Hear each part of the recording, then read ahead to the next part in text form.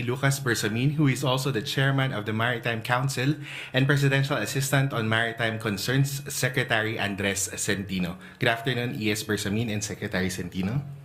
Good afternoon, and thank you for this opportunity to speak to our people.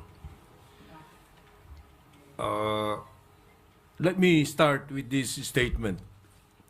Good day to you all. Thank you very much for joining us in today's press conference. The National Maritime Council convened today its second meeting in accordance with the mandates specified in Executive Order Number 57, Series of 2024, signed by President Ferdinand Marcos Jr. last March 2024. The meeting was also called in light of the recent developments in the West Philippine Sea.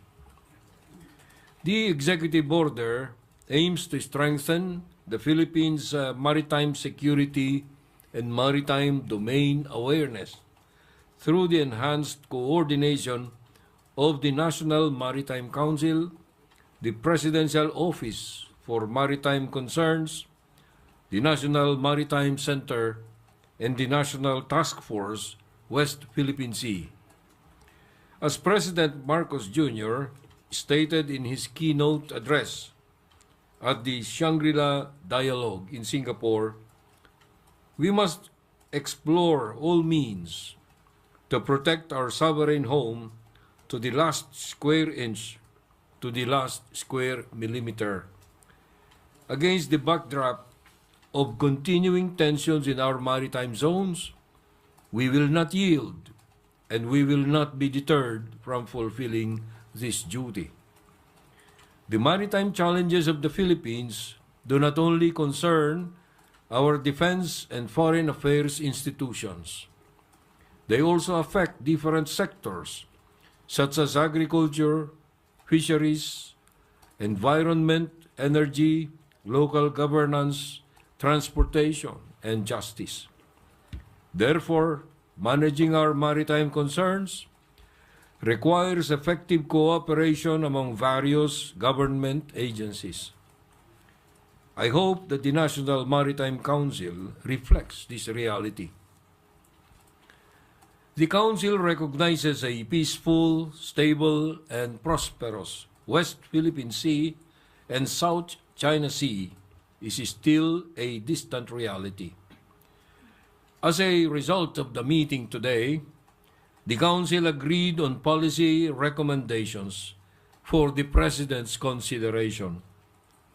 Among these recommendations is the announcement of the rotation and reprovision missions to the BRP Sierra Madre in Ayungin Shoal, which shall remain routinary and will be scheduled regularly. Security challenges remain in our waters beyond the West Philippine Sea. Let us continue to anchor our policies and strategies on promoting the national interests of our maritime and archipelagic country. Maraming salamat. We're now opening the floor for questions. Ms. Maris Umali from GMA. Good afternoon, sirs. First of all, is the government alarmed with how China acted in the last and the latest RORE mission? Andy, you want to answer that? Yes, the national leadership view these incidents with concern, and that's the reason why the National Maritime Council was convened this afternoon. This is the second instance that the National Maritime Council convened and came up with policy recommendations for the President's approval and consideration. And we will be awaiting for the guidance of the President as regards to the policy recommendations that we submitted this afternoon.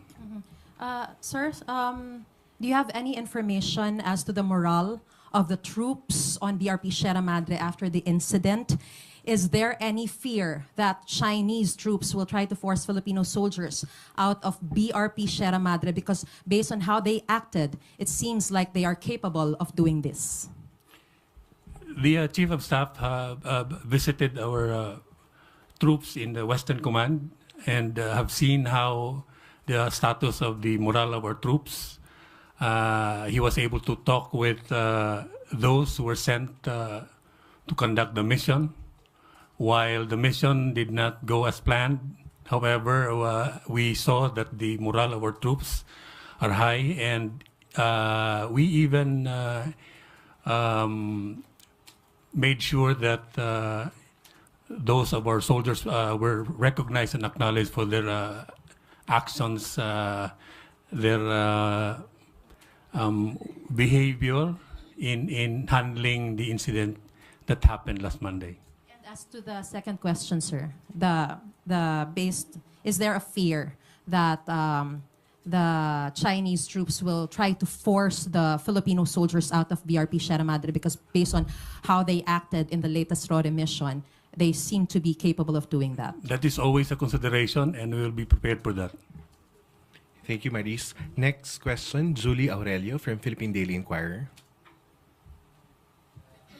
Hello, sirs. This question may be answered by either the Executive Secretary or the Presidential Assistant. May we know how President Marcos reacted upon hearing of the news that the Chinese Coast Guard boarded the Philippine Navy vessel? How was his demeanor? Was he angry? How did he spoke about it? Well, the President has always been composed, and immediately he asked the concerned cabinet secretaries to discuss the matter with him. And that's also the imprimatur why we had this National Maritime Council convened today. Did he issue any preliminary instructions that the public may know? As mentioned by the Executive Secretary and Chairman of the NMC, we just submitted the policy recommendations for his consideration. Were there any, Executive Secretary, were there any efforts so far to reach out to China? Well, those are matters that pertain to a proper office, the Department of Foreign Affairs, and we have yet to receive feedback from the relevant officials of the Department of Foreign Affairs. But reaching out is always a means to look at the situation, to resolve any pending issues or concerns.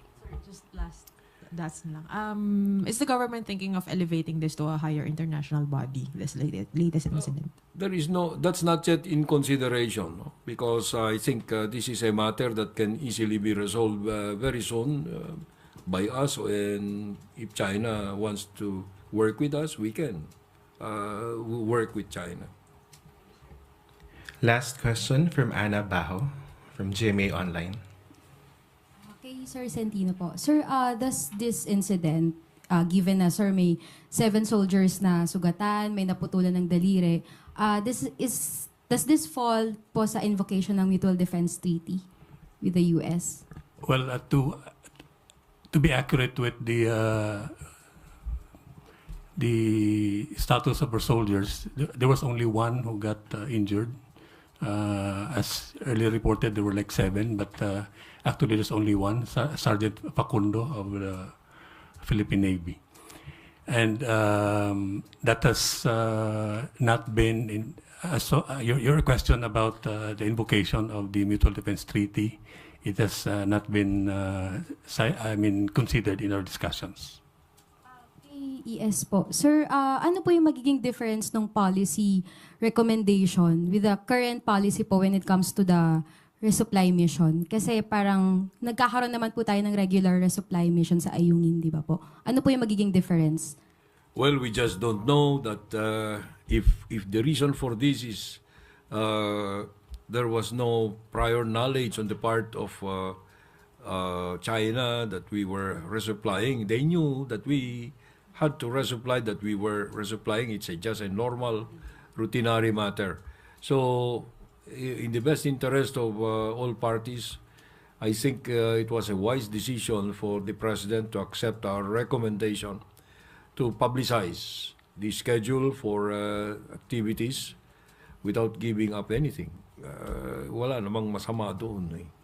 Pero sir, puro military na po yung magkoconduct ng ng RORE? Hindi naman, dahil civilian talaga yung effort na yan. No? But you must realize also that the people who are there in Sierra Madre are military components. So if ever there is a rotation, no? Rotation ang tawag doon, you replace those people there. So to that extent, military yun.